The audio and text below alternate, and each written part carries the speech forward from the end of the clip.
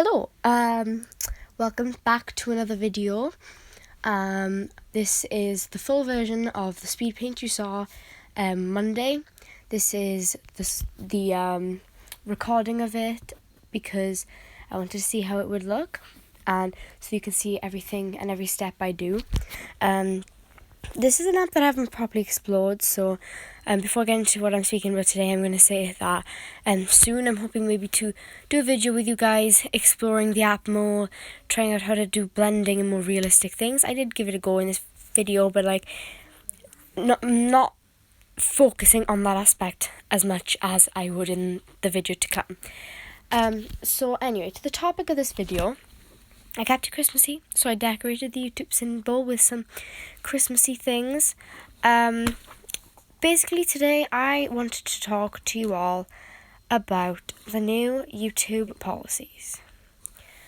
Okay, so as YouTube creators, we are required to set our past videos, future videos, and say if they're made for kids or made for adults. I think this is something to do with COPPA. Yeah, COPPA has brought up a complaint or something, and we have to say if it's child safe or adult safe. If anyone knows, comment down below.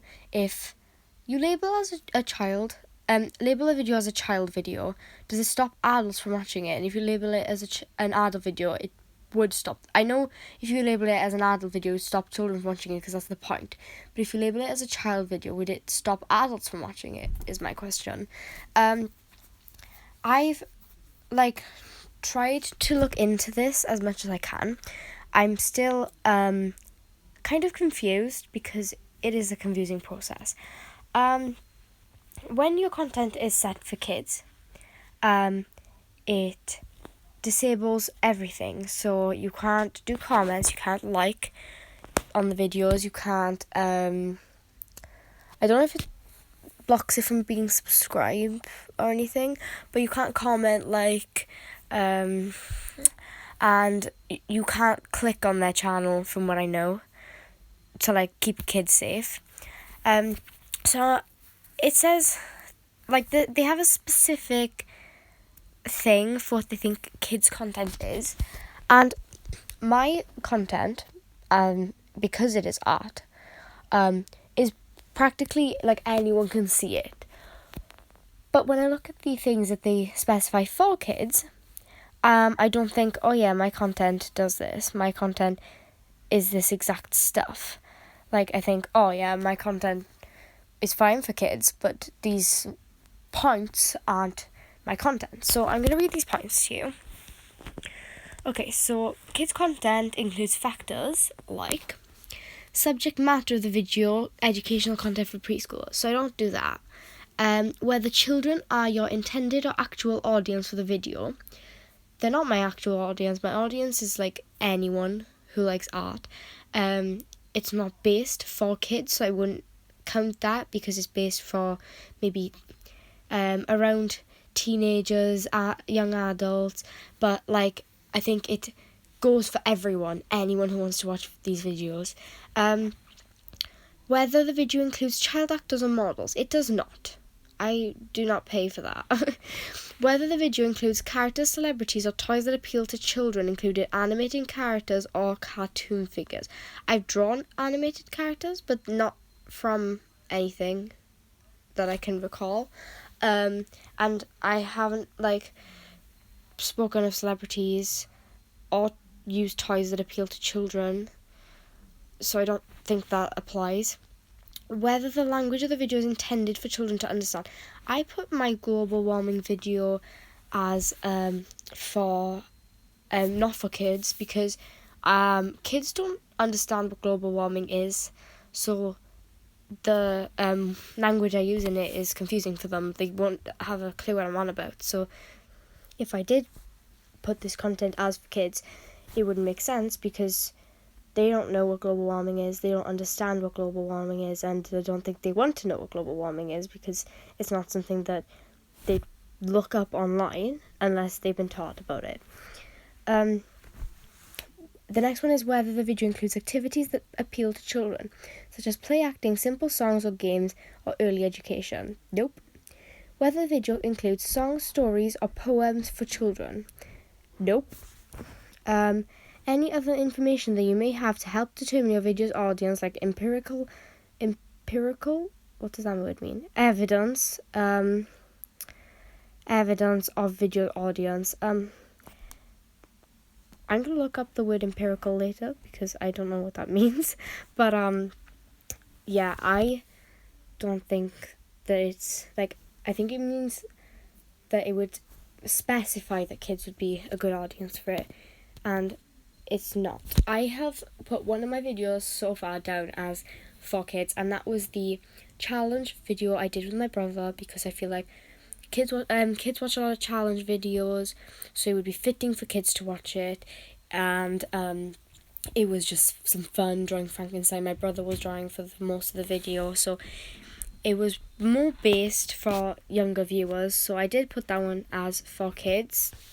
But with my other videos, at the moment, I might decide to change them, like, from other people's point of view. Maybe they'd be like, oh, well, I think this is more based for children. Then I might look into it and maybe change them. But the rest of them are put as not for children, because I don't think, when I think of kids, I think of people under the age of 10. And it says online that YouTube's version of kids are people over, well, in the US, this is classed as people under the age of 13. So I based it around people under the age of 10, under the age of 13, and thought, which would these kids generally look at my video? Like, the majority of these kids look into content like this. Would it be something that they'd want to watch? And it's not that it isn't safe for them to watch, but would they want to particularly watch it? And I thought to myself, well, do kids under the age of 10 or 13 watch bullet journaling videos or want to know how to set up a December bullet journal? They might, but on what I think of, the majority of people under 10 wouldn't go and buy bullet journaling supplies, and probably half of them wouldn't know what bullet journaling is yet. Maybe more like 11, 12, 13, yeah, okay. But under the age of 10, I doubt that most of them would. I never know though, but I feel like the majority wouldn't. And then I think of my speed paint with music in the background. I don't thinking like that. Maybe kids have shorter attention spans sometimes, so they might not want to sit through something like that. And my intro, how do you base an intro for kids or adults? Because my intro is literally some photos of my art, and then a speed paint of me drawing my avatar. Like, there is no audience for that. I don't know what audience they expect me to put for that. I put not for kids because it doesn't have any of the things listed in that list. It is not specified for any age whatsoever. So I've put it as not for kids. The videos where I feel like it didn't hit the things they pointed for kids, I put them down as not for kids, because I felt like that made more sense to me and it made it easier for me to work things out. When I think about this, it's kind of confusing, because I started YouTube really recently, like 2 months ago, maybe even less than that. But I started like a month and a half ago, and I was just uploading videos. I missed a whole month just filming my December videos, making sure that the longer ones would be able to go up there. And I posted my first December video, and I had a notification saying this, and I was like, oh, okay, I don't know how to do that, because I'm new to YouTube. I don't know exactly what they expect me to choose for which videos and what they class as these things. So that's why I used the brief as much as I could. My main points for this was to think of what I watched as a kid and what I would have clicked off if I started watching it and what I'd be interested in. I'm not saying that people wouldn't be interested in the stuff I posted, but that's all I can go off is the kind of stuff like me and my friends would watch and things like that, and what I can think of. Because I can't exactly expect like the whole world of children to tell me what they watch on YouTube for me to specify whether it's for kids or adults. So I had to go with what I thought was something that I would watch when I was younger or not.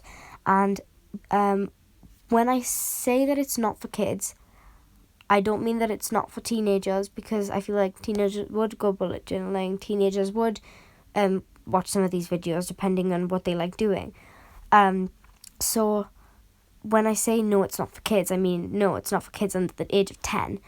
And then if YouTube says up to 13, then that should be fine, because that's like 3 years difference from the age group that I'd be looking at when I think of kids. So that's what I mainly think of when I think of all this stuff. I did some research on it online to see if I could find out what other YouTubers are thinking, and they're all panicking.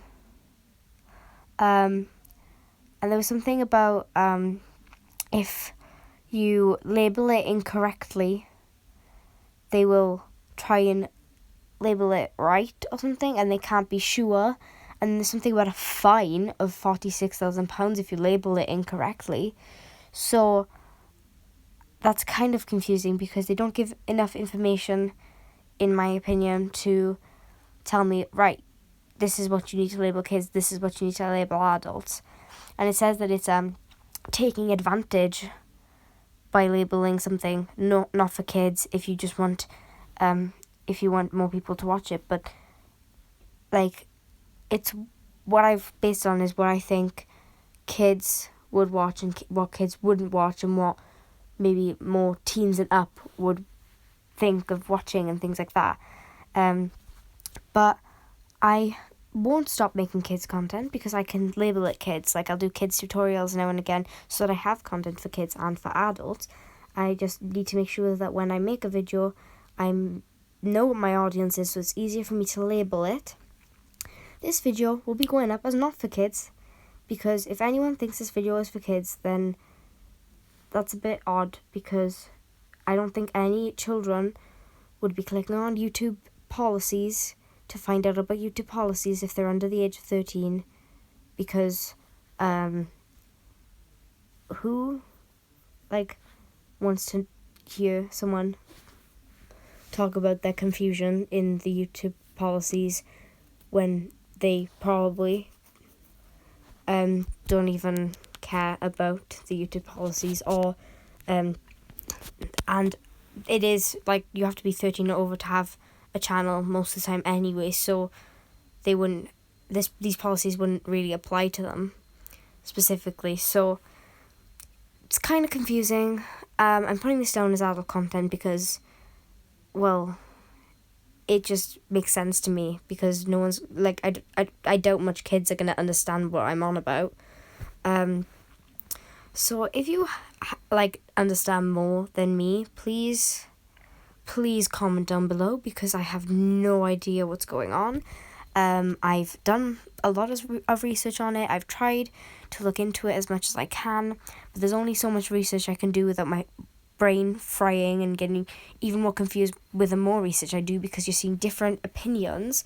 So comment down below so I can see you guys' opinions on it, and if there's anyone watching this video that has been confused about these policies themselves and have reached out to someone and they've explained it to them, please tell me what they've learned and what they've taught you, because I need more clearance on this subject.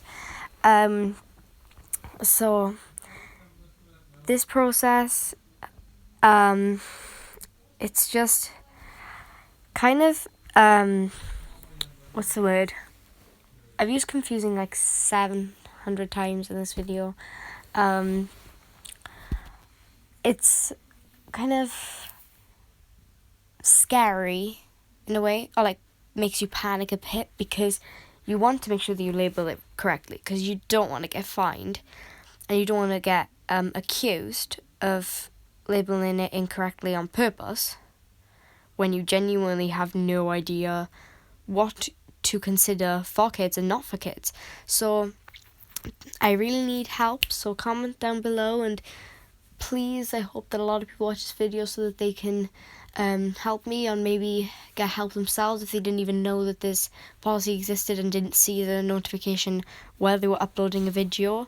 So I hope I've helped, and I hope I can get help from this video and learn some new stuff.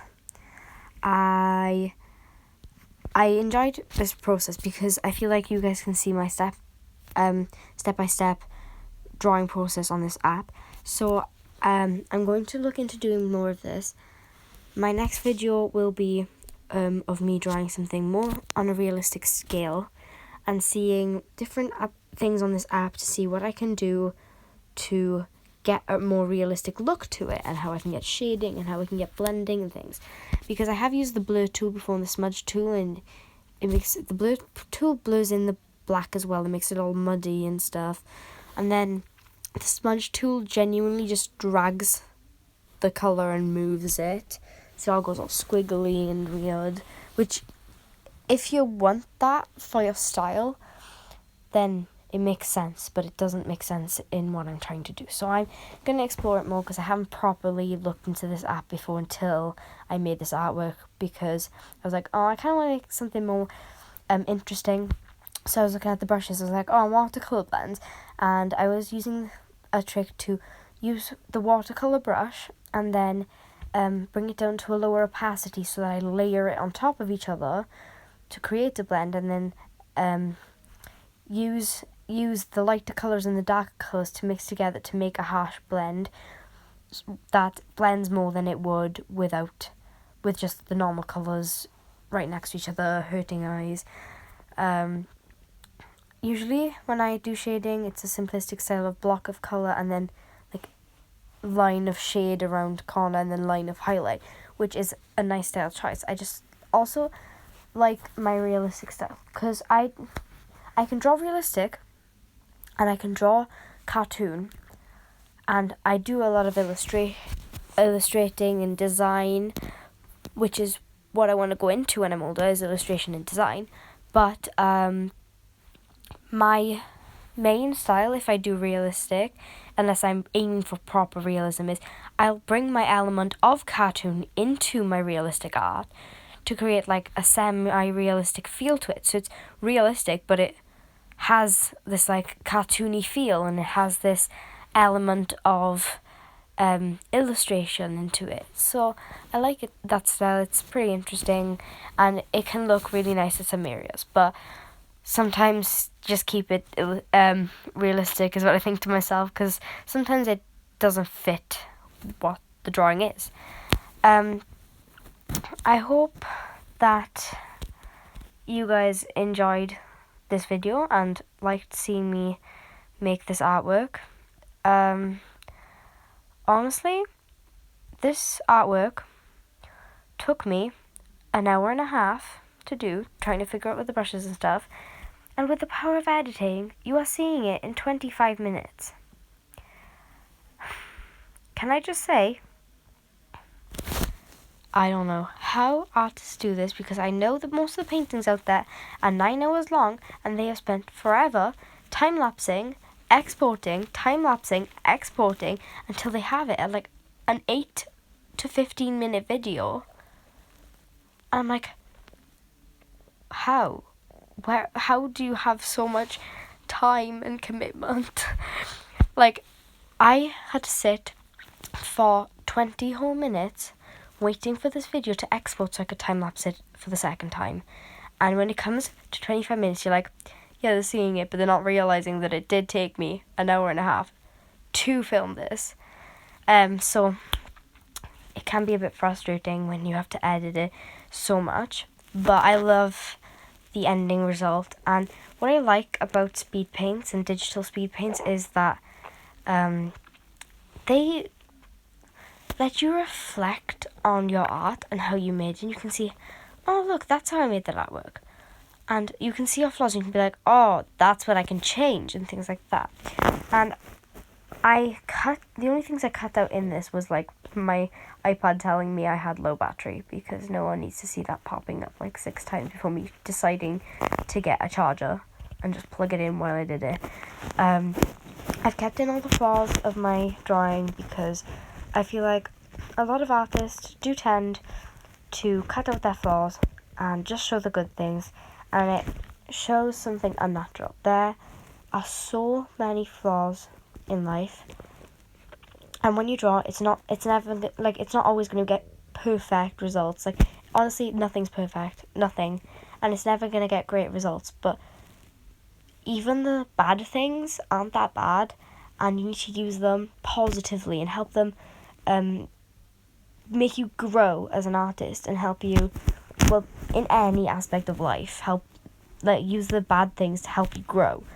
So in all my videos, I won't cut out the things that I've done wrong, because I want to show you guys what I've done, my process. Like, even if I end up with an amazing result and I want to cut out the bad stuff because it distracts from the amazing result, I want you guys to see, like, if I put out a 9-hour painting that looked extremely realistic and cool at the end, but halfway through it looked like absolute poo, and I wanted to cut that bit out, I think to myself, why are you cutting this out? Because that's misleading everyone and making them think that everything just comes perfectly, and if they have a bad moment of time doing their artwork, then they're not perfect, they're not good artists, and it makes them feel disbelief in themselves.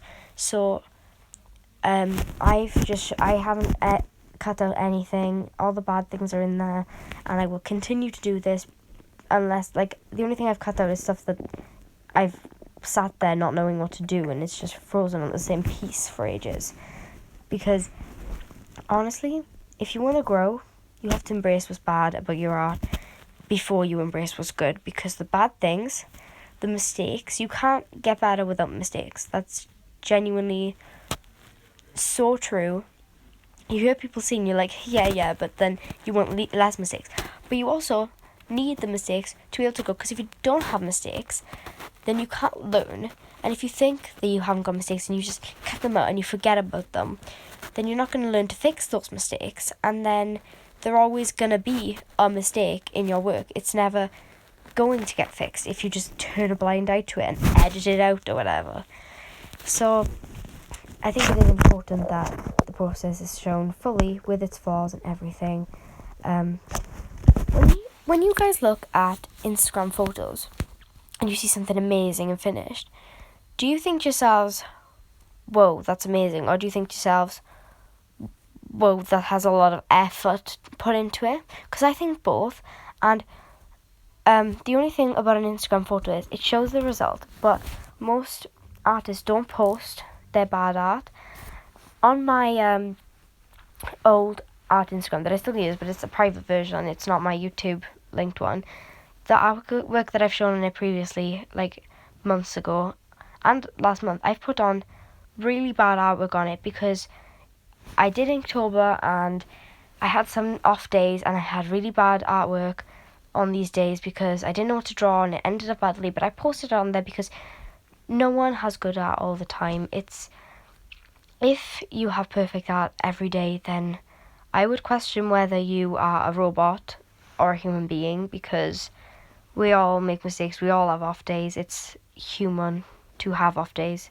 So don't feel discouraged if you do have an off day, because it's completely natural and you should show it. So I rambled a lot in this video because I had a lot to talk about.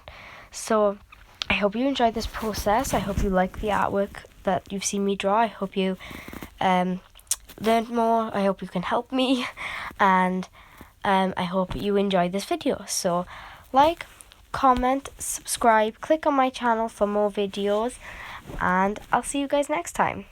Bye!